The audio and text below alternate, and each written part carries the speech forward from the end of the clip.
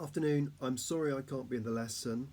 If all's going well, you can show this talk um, on the screen. I'll ask you some questions. Whoever's manipulating the video at the front can stop and you can discuss with yourself and then carry on with the question. And there are some slides to run with it. Sorry I can't be with you. I'm covering another class and an exam class. They need one more lesson for someone else. But I think it would be useful just to re-emphasize and talk through the very important 15 months from January 1878 through to the spring of 1879, where there's a genuine kind of turning point in Bismarck's rule of the Second Reich, and use the German Die Wende meaning this kind of fork in the road, this idea that Germany was going down a different kind of rule. That's the first slide. The second slide shows you a photo of Rudolf von Bennigsen. Now, this is the group that Bismarck had basically co-ruled Germany with. They had the biggest party, the National Liberals. And remember, the National Liberals were liberals drawn from all over the Reich. It wasn't just Prussian. Importantly, Bennigsen himself was a Hanoverian. Why does that matter to Bismarck that non-Prussians, my first question to you, that non-Prussians joined the Liberal Party? You can switch me, you can pause me and ask each other. Okay, so maybe you came to the answer that the Liberal Party itself unified Germany because there were Hanoverians, there were Badenese, there were Bavarians, all of whom wanted free trade, they wanted liberal policies around the constitution, they wanted to limit, if they could, as much as possible state power. And the fact that they all came under one umbrella, the National Liberals, was very important in actually unifying Germany. So von Bennigsen's a big ally, and in January of 1878 he's negotiating with Bismarck about joining the government. Bismarck might have had mixed feelings about this, but he wants to see what he can get in return. What he wants in return, well, can you remember? He wanted, didn't he, his anti-socialism law to be replaced and to put in place, and he also wanted a monopoly on the tobacco trade, which would have given the federal government lots of funds to pursue his policies. The Liberals don't like either of these. They don't like anti-socialism law and they don't like the monopoly on tobacco, so you can tell each other why not, and pause me. Okay, and of course you worked it out, didn't you? They don't like the anti-socialist law because that gives the police powers that the Liberals worry about, and they don't like the idea of a monopoly on trade, which means that people like Bennigsen and their merchant classes, they can't participate in this. It's going to make central government financially independent of them. So Bismarck's thinking about this break with the Liberals. They're not participating with him. And Bennigsen's irritating him in January. But then if we move on to the next slide, we've got a cartoon from Punch of Leo XIII, the new Pope. So Pius IX, this conservative Pope, liberal in his early life, conservative in his later life, keels over in February. And here is Leo. Of one mind for once, it says, the solution to all the evils for which socialism seeks a revolutionary remedy is reconciliation to the church. So Leo is saying, look, the church is in favour of the poor. The church does all sorts of things for the poor. And the next slide will actually show you the Sisters of Mercy, for example, tending to the needs of the urban poor, if I can find them. And so consequently, the Pope is saying, if you allow the Catholic Church to operate in the city areas, to run the soup kitchens, run orphanages, run Sunday school for the unchurched in the city centres, that in many ways this will tend to the needs of the most benighted of the classes, the industrial classes. The working classes will find refuge in the Catholic Church, and we can both agree that we don't want the socialists to take over. So Bismarck is tempted by this, and obviously Leo's price for that is, he says, what does he say? Discuss amongst yourselves. Yes, he says, rip up Kulturkampf. So now Bismarck's got this opportunity to rip up Kulturkampf, and he knows that the Catholics will be good allies with him in pursuing a more kind of protectionist agenda. Now he's under pressure. If we move on to the next slide, we've got the first two of the on that list of organised interest groups. You can stop me and decide what you think that they do with one another. But on the second slide, you can see profitability of Prussian wheat. These interest groups are made up of employers, factory owners, estate owners, and they're really concerned about declining profits. They're concerned about foreign competition. They want Bismarck to slap on tariffs. Not all of them do, of course. There are some industrialists that need cheap imports of, particularly, for example, British steel or Northern Europe, Belgium particularly. It's not just the British economy which has finished parts that many German manufacturers need. By and large, a lot of German manufacturers, industrialists, heavy industrialists, coal, steel, and agriculturalists want tariffs. And the next slide shows you the declining profitability of Prussian wheat. And if you move to the next slide, the Gotha programme of 1875, you can also, of course, see that the socialists, of course, they have a programme for workers, but they also can see benefits in protection. Maybe you can ask each other, why is that the case? Generally, it's accepted by the socialists that protection will protect jobs. The argument for protection is getting bigger and bigger and bigger. The next slide shows you the decline of the profitability of Prussian wheat, and we saw in the next slide Bismarck's own ancestral house. It's not particularly large. This is, remember, he is the Prince of Germany. He's Prince Otto von Bismarck. He was given the title of Prince in 1871 because of his victories. That's not much of a palace for the principal prince. They are running on low profits, the Junkers. On our next slide, here are our Junkers.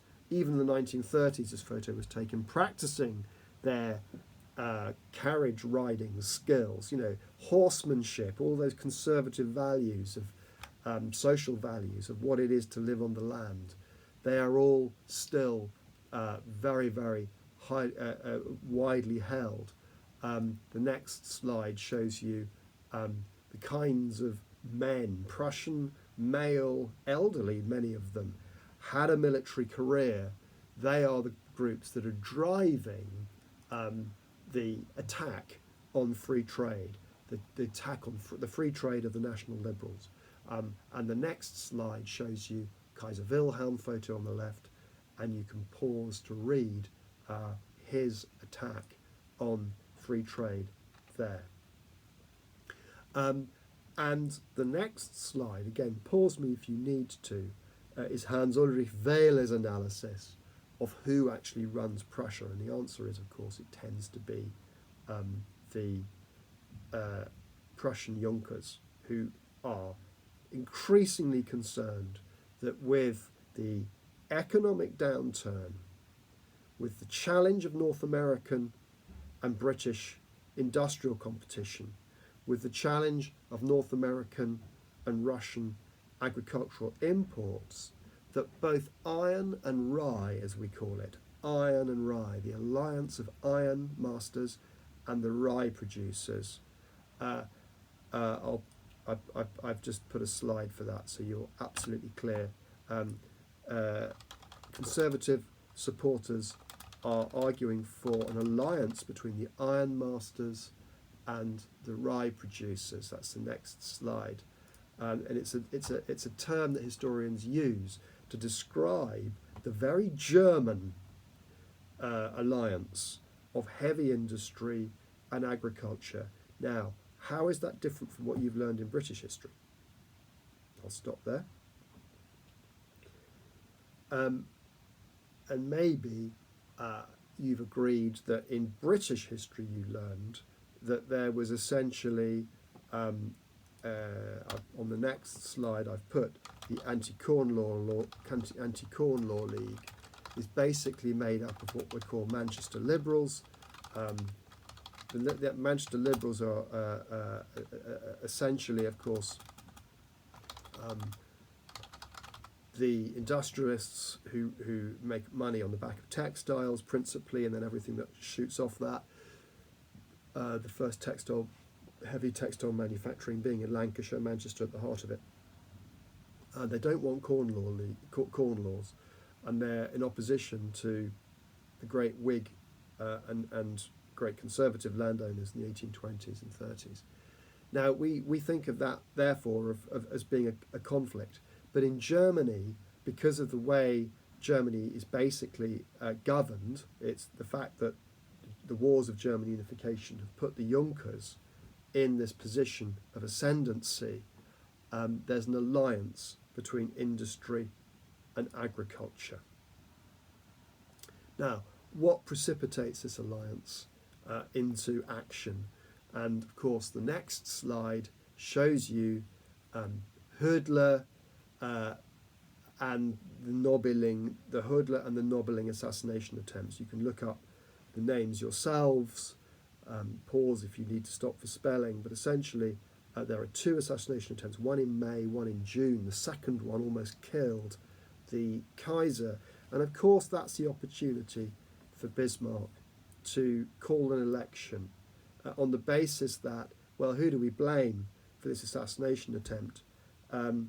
Obviously the assassins themselves, but it's the National Liberals who are blamed, because had they passed this law, the argument goes, to prevent socialist agitation, then they wouldn't be running, they wouldn't be at large on the streets of Berlin shooting at the Kaiser.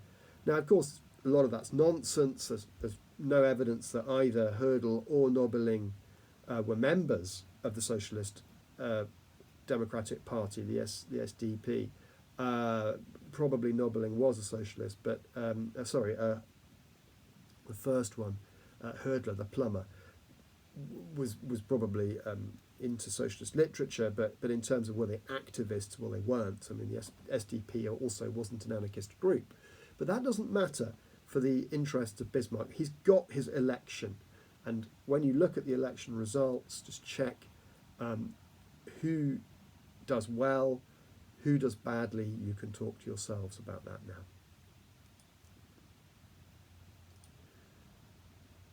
Now, that means, doesn't it, that now the Centre Party have done pretty well, and National Liberals have lost their ascendancy.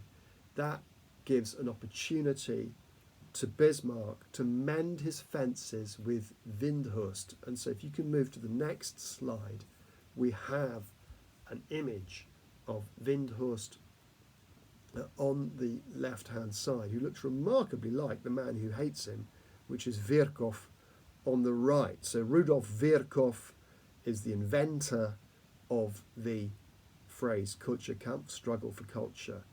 Ludwig Windthorst, you can probably just about see the spelling, stop me if you need to, Ludwig Windthorst, he is the leader of the Centre Party, and he wants an end to Kulturkampf, doesn't he?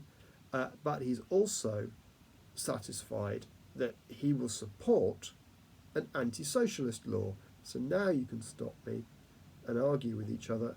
Why would the Centre Party probably support an anti-socialist law?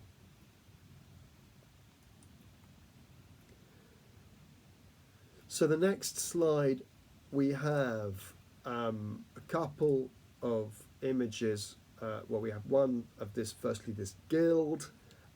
This is in Frankfurt. The barrel makers. I think we did look at it. And the Catholics are really, they don't like socialist trades unions because they think Marxism is godless. And secondly, many of the Catholics in these industrial towns don't like free trade because free trade also means their workers get low wages. Free trade means you get slumps. Free trade can mean that cheap. It can mean that they can bring in cheap labour from anywhere. And so consequently, and the next slide we've got an image of miners from Silesia, in the Catholic area of Silesia, who are protectionist. So the Centre Party are A, anti-protectionist, and B, suspicious of the socialists. And they have this view that somehow market capitalism has done what to society? You can stop me if you want, but basically it's, you may have come up with ideas like market capitalism breaks down social relationships, it reduces men and women to economic agents, commodities, and of course it's very, very disruptive to local trade patterns, local handicrafts, local production. So consequently, the Catholics were also prepared to support the anti-protection law. So moving on to our next slide, we've got, again, Leo and Bismarck, we've seen this, of one mind. So what does that mean in October 1878? It means that when the new Reichstag comes together, Bismarck can now ignore the National Liberals. And I think it's really important that you've got a list of things that you know happen in the autumn of 1878 that are the change of direction. Firstly, it means that they can introduce the anti-socialist law, the exceptional law. The exceptional law basically makes the Socialist Party organisation illegal. And I've put a link there for a document that I want you to read. Look at the exceptional law, look at the kinds of things the socialists can't do. And you'll get a sense of how Germany's ceasing to be kind of liberal society. Socialists can't hold meetings particularly, not in big open spaces anyway. Their assets can be confiscated. That means they can't raise money for all the kinds of things they need to do, like publicity, publication, setting up periodicals, and ultimately it means that they can't formally organise as a parliamentary party. So although socialist-minded individuals in sort of private settings could circulate their ideas and they could stand for Parliament, they had to stand for Parliament as independents. So number one, anti-socialist law. So number two, they can introduce the 1879 tariff law. That increased duty on goods to high levels of percentage. Sometimes taxes could be as much as 30% on, for example, machine goods. So have a look at the 1879 tariff law online. You can pick up your own data for that. So anti-socialist law, tariff law, and then thirdly, repealing Kulturkampf. Most of it. There are certain powers, the third foot that the Wende walks on, repealing Kulturkampf, There are certain laws they won't get rid of. You can talk to each other about that. But the three that they won't get rid of is they won't get rid of, Bismarck won't let go of the pulpit law. He won't let go of supervising church schools because that's a wider question about standards, educational standards, which he's interested in. And thirdly, civil marriage remained a thing in Germany.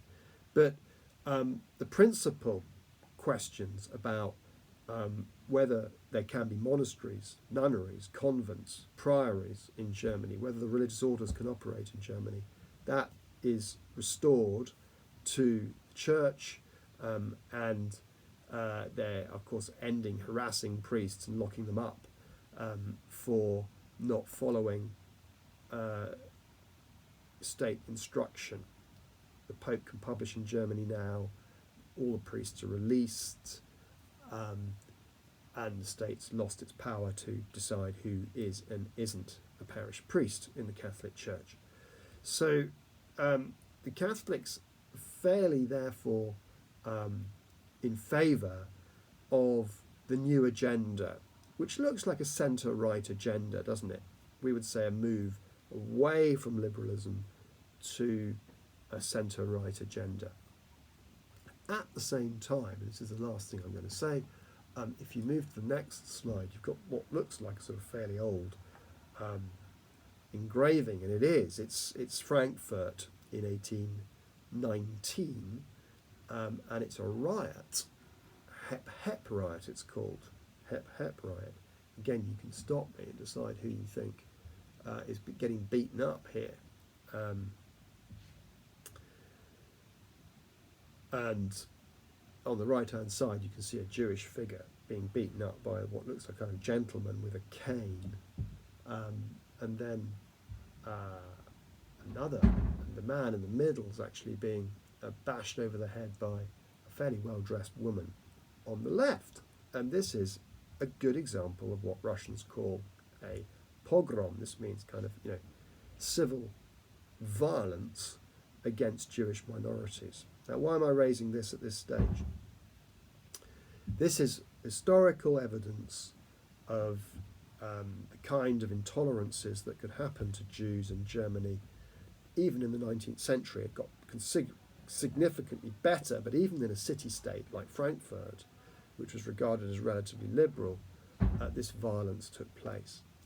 And if you move to the final slide, you can see the cover of a new book called Anti-Semitism, written by Wilhelm Marr, M-A-R-R. Now, this has nothing to do with Bismarck, of course, but it is something to do with the lurch to the right in German society and politics. Der Weg means the way to, the way to. So he's saying the way to the victory, der Siege, the victory of Germandom over Judaism. So what he's saying is we need a new anti-Semitism. He invents this new word. He invents the phrase not to describe hate crime, which is what we call it, but in fact to describe a desired policy. He's actually advocating anti-Semitism. Now, why isn't he using the German word Judenhass, or Jew hatred, because they had that word at the time? Well, because, of course, he's racializing the idea of being Jewish. By the 1870s, Germans are beginning to imbibe ideas of Darwin, that basically races are defined by their bloodline. And so consequently, it's not enough to say anti-Judaism, you, I, anyone can be a Jew of any race. He's trying to say that the Jews are actually a people, they're made up of a kind of a blood. So he's using this idea of the Semitic race of the Middle East. So, what can we conclude? We can conclude that the lurch to the more conservative agenda of 1879 is bound up with all sorts of meltdowns. Meltdown in the economy, the meltdown over religion, and now the meltdown over ideas of race. Everything's been shaken up. And so consequently, Bismarck, like, to preserve the rule of